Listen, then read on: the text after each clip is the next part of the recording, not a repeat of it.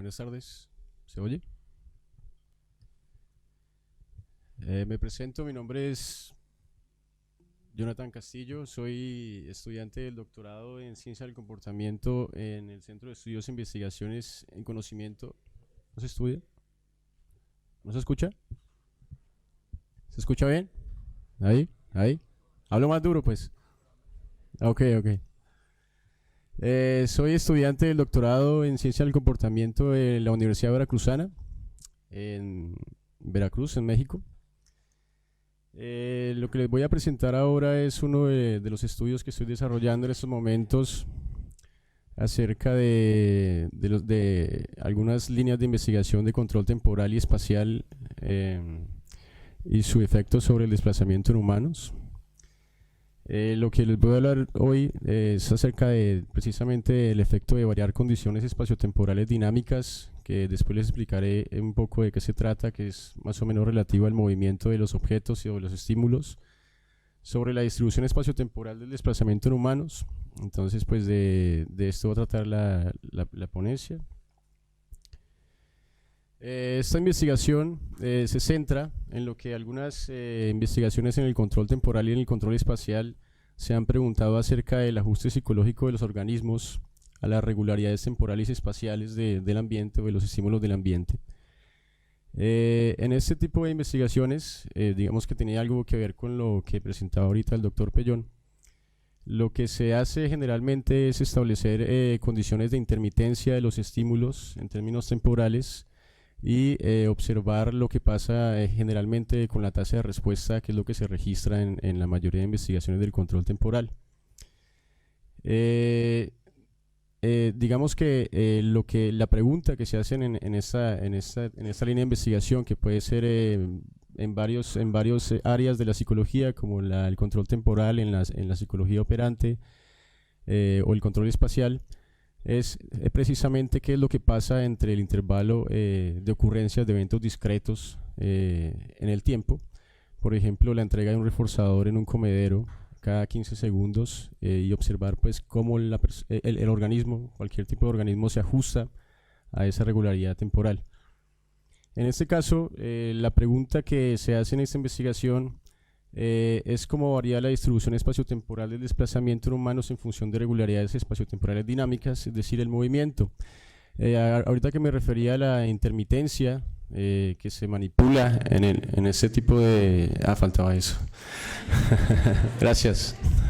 Sí, yo sabía que no me tenía que pegar tanto. Ahora sí. Lo que se varía en ese tipo de investigaciones es la intermitencia que hay entre eventos discretos de ocurrencia, como por ejemplo la comida cada 15 segundos en un comedero, o la intermitencia temporal que hay de la comida en diferentes comederos en una caja experimental. Otra vez. La pregunta más adelante que va enfocada a la investigación va a estar enfocada en qué pasa si volvemos esa intermitencia a cero, es decir, si las condiciones temporales y espaciales se reducen a una continuidad espaciotemporal y no a la intermitencia de eventos discretos en el tiempo. Eso es relacionado con las regularidades temporales y espaciales, y pues para hablar del desplazamiento quería presentarles un pequeño antecedente de manera muy breve. Es un estudio de Kupalov acerca del reflejo condicionado situacional o reflejo de lugar, que llaman también, en 1946. Lo que hizo Kupalov en este caso es trabajar con perros en una habitación ampliada de 7.5 metros por 5 metros, en donde él segmentaba el espacio en 70 celdillas para poder observar el desplazamiento de los perros bajo condiciones de condicionamiento clásico. Lo que se tenía en esa habitación, como ustedes pueden observar, es dos mesas en donde se podía procurar comida, la mesa 1 y la mesa 2. El experimentador estaba situado en el recuadro de abajo que ustedes ven ahí podía registrar el desplazamiento de los perros en términos de condicionamiento del lugar. Entonces lo que se hacía en este procedimiento era primero entrenar a los perros para que entraran a la habitación y ponerles pequeñas bolitas de comida generando una ruta de la puerta hasta la mesa 1 para que los perros pudieran establecer una ruta de comida, digámoslo así. Después de eso, lo que se hacía era aparear la ocurrencia de la comida como EI y un sonido como SE, para que el perro solo fuera hacia la mesa con comida después de la ocurrencia del tono. Después de eso, lo que hacía Kupalov era que presentaba el tono solo cuando el perro pasaba por una zona del espacio experimental.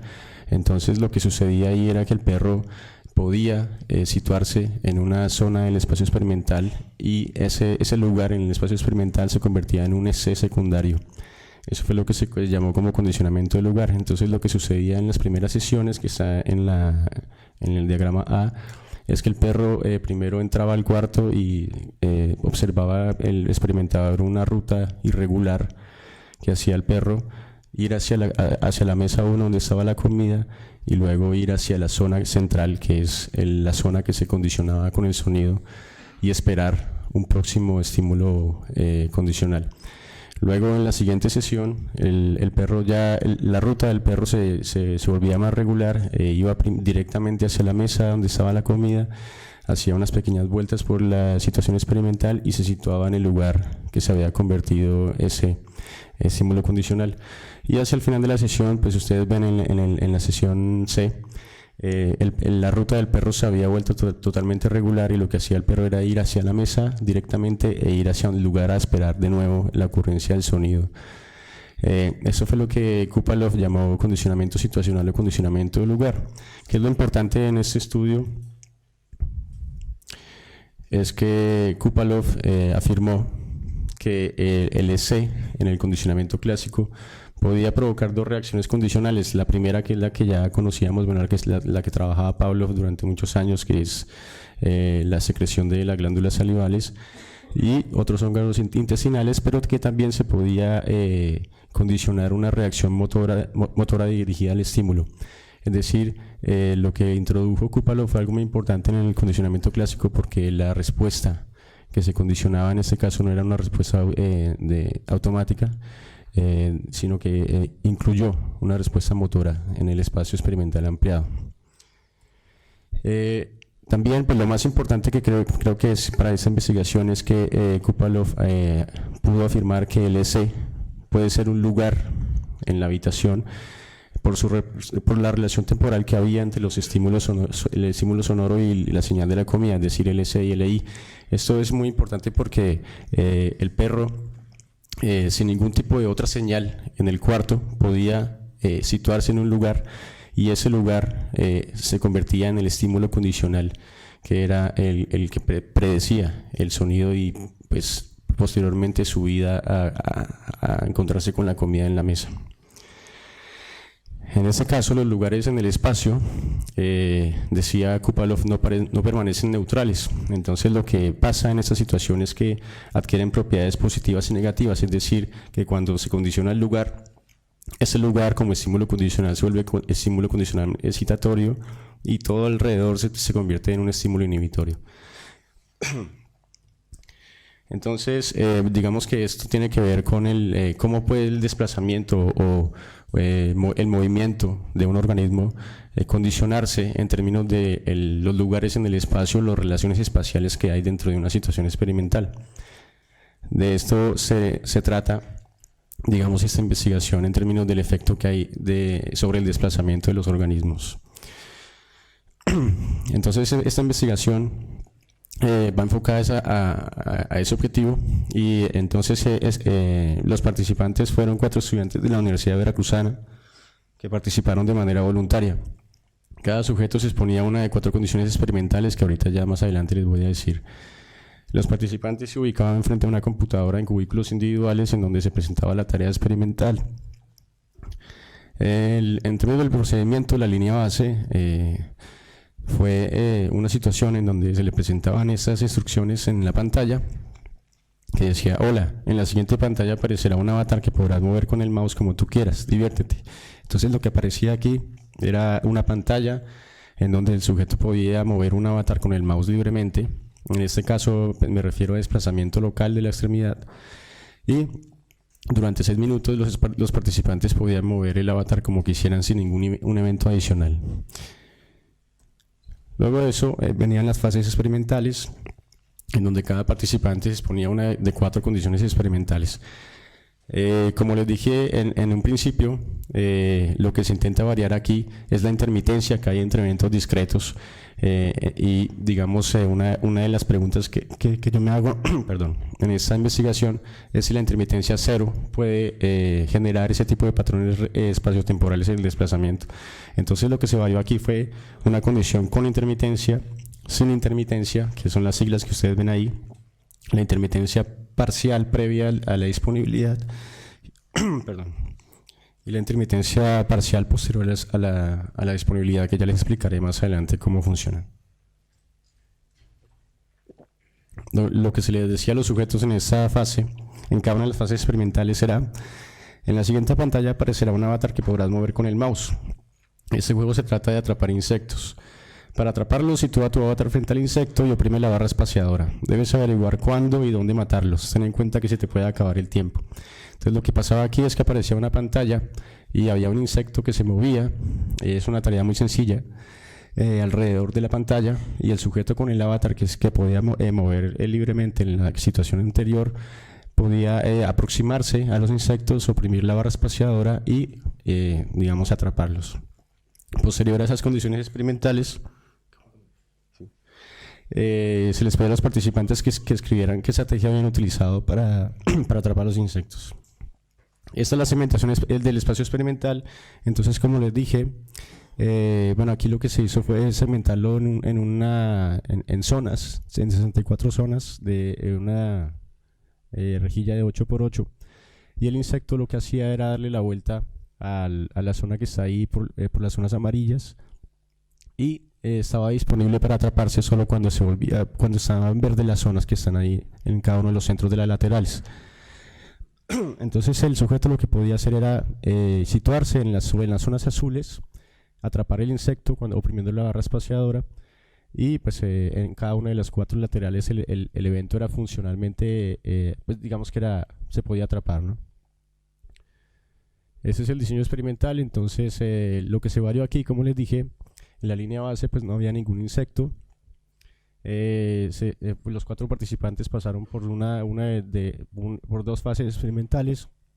En la fase experimental 1, en donde no había intermitencia, que es la intermitencia cero, aquí lo importante es que el insecto se veía todo el tiempo dándole vueltas a la situación experimental, pero aquí el punto es que como se estaba moviendo, aunque no hubiera intermitencia entre eventos discretos, uno podría decir que el movimiento es una relación espaciotemporal, y por lo tanto el sujeto se puede ajustar a esas relaciones espaciotemporales.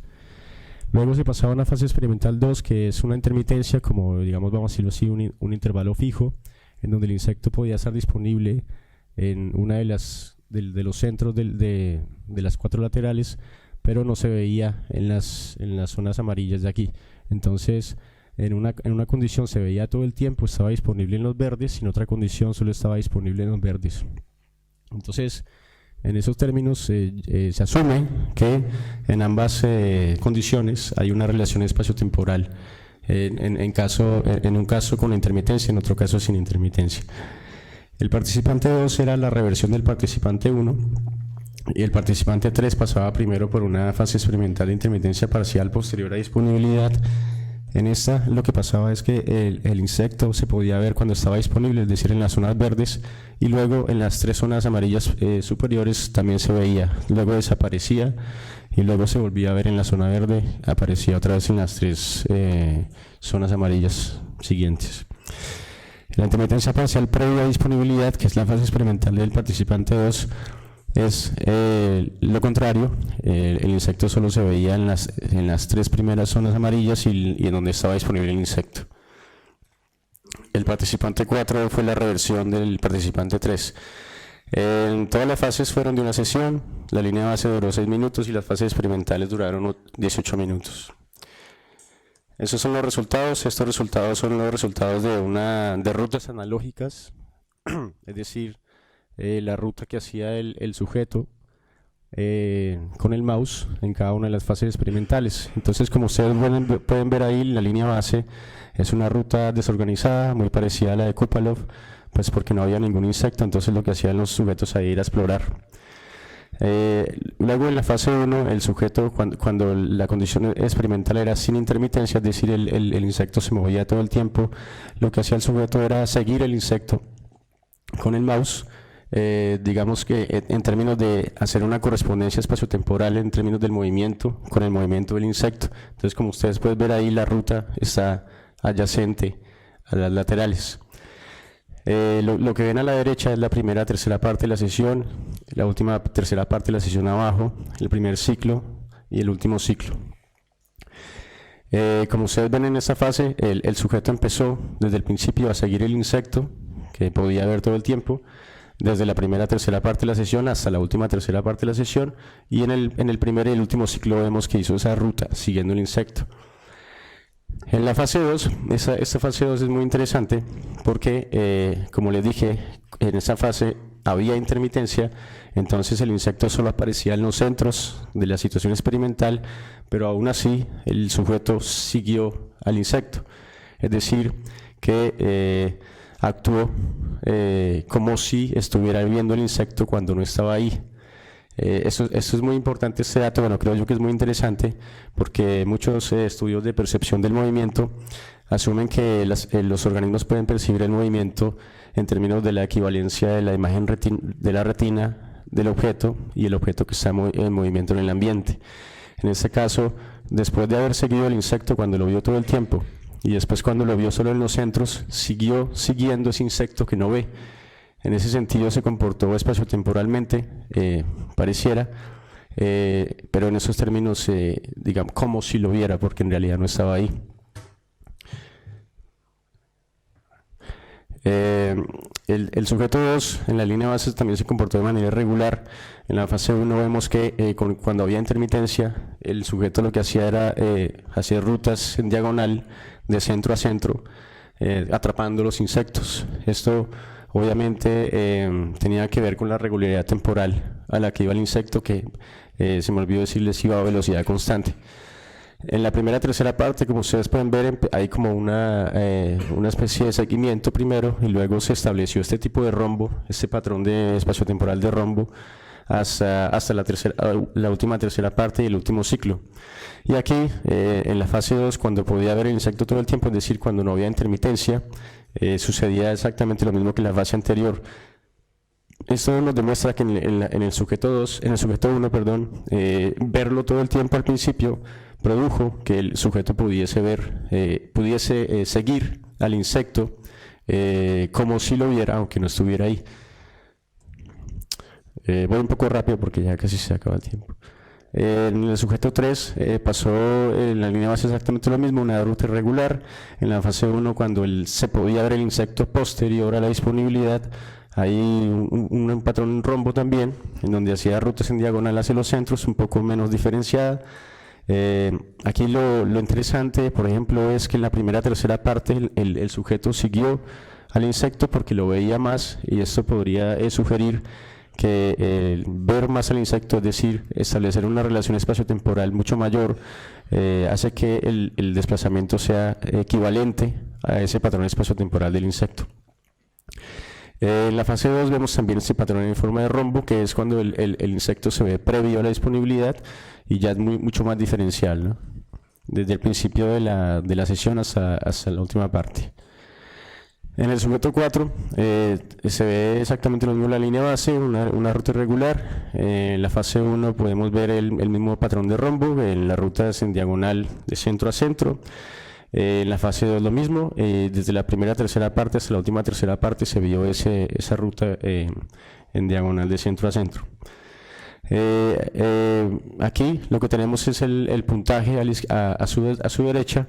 En el centro el número de anticipaciones mediante la presión de la barra espaciadora, y a su izquierda la estrategia utilizada si es que el sujeto iba siguiendo al insecto o lo anticipaba. ¿Qué significa anticiparlo? Que lo esperaba en las zonas azules en los centros.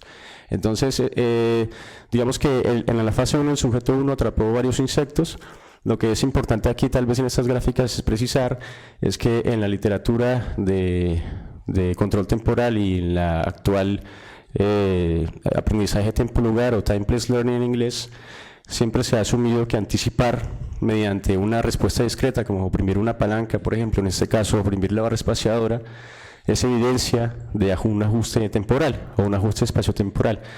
Aquí lo que podemos ver es que en el centro, por ejemplo, la persona, el sujeto, anticipó mediante presiones, y en la derecha lo que debemos ver es que la anticipación está totalmente en el piso. Entonces aquí podríamos sacar una conclusión, digamos, yo creo apresurada, de si el sujeto está anticipando, por ejemplo, oprimiendo la barra espaciadora, pero no lo estaba anticipando siguiéndolo, es decir, esperándolo en la zona. ¿Qué pasaría si sucediera lo mismo? Lo contrario, perdón. Si el sujeto pudiera anticipar o esperar sin oprimir en esa zona la barra espaciadora, entonces uno asumiría que no es anticipando, pero sí anticipando mediante la zona que se ha vuelto, digamos, excitatoria o positiva, según Kupalov, y uno podría asumir otro tipo de resultados. En la fase 2, lo que se ve es que también hay un puntaje irregular, hay anticipaciones en cada una, bueno, en dos laterales mucho más que en otras dos, y aquí como les dije, había mucho más seguimiento, pero si se dan cuenta en el seguimiento, los puntos que ustedes ven en cada una de las líneas son puntajes, son insectos atrapados. Si ustedes se dan cuenta en esa fase con intermitencia, en donde no lo ve todo el tiempo, el sujeto va siguiendo el insecto, pero atrapa más anticipando que siguiendo. El sujeto 2, en este caso, obtuvo también muchos insectos, pero como ustedes pueden ver aquí, lo que les dije en la diapositiva anterior, en ninguna de las dos fases el sujeto anticipó mediante presión, es decir, mediante una respuesta discreta, pero sí mediante el desplazamiento, mediante una zona. Entonces eso es importante. Bueno, voy a pasar, simplemente voy a decir lo que dijo este sujeto, que parece interesante para la literatura, y es que él dice que conté el tiempo entre cada vez que aparecían los insectos. Al parecer cada 5 segundos podía anticipar su movimiento y poder atraparlos. Eso es importante porque una de las estrategias de los humanos es poder contar, porque tenemos sistema numérico, y eso puede ser en términos de una discusión con investigaciones con animales, si los animales pueden contar o no, o en algunas investigaciones en donde se evita el conteo de los humanos cuando esta es, digamos, que la estrategia lingüística de los humanos para poder ajustarse al tiempo y al espacio. Voy a pasar hacia la discusión porque ya no me queda mucho, simplemente para decirles lo que esto puede llevar a concluir, y es primero que las variaciones espaciotemporales del estímulo pueden procurar segmentaciones en espacio y tiempo de la situación, es decir, las rutas que se concretan en y con el desplazamiento del sujeto. Es decir, que un espacio experimental se puede segmentar en términos de que los lugares pueden adquirir propiedades positivas o negativas siguiendo o en función de un ajuste regular de un estímulo, pues un ajuste espaciotemporal de un estímulo. Y por último, pues lo que les decía, el último punto, de que los resultados del sujeto 1, que me parece que es un dato muy interesante, sugieren que el sujeto pudo responder a la relación espaciotemporal dinámica, es decir, al movimiento, en términos de ver cómo. Esto es importante porque, como les decía, actualmente incluso se asume esta teoría de la imagen retinial, de la equivalencia de la imagen de la retina con el movimiento o el estímulo que está en el ambiente. En este caso podríamos tal vez discutirlo, ¿no? Ese tipo de teorías o explicaciones. Y pues eso es todo ya. Muchas gracias.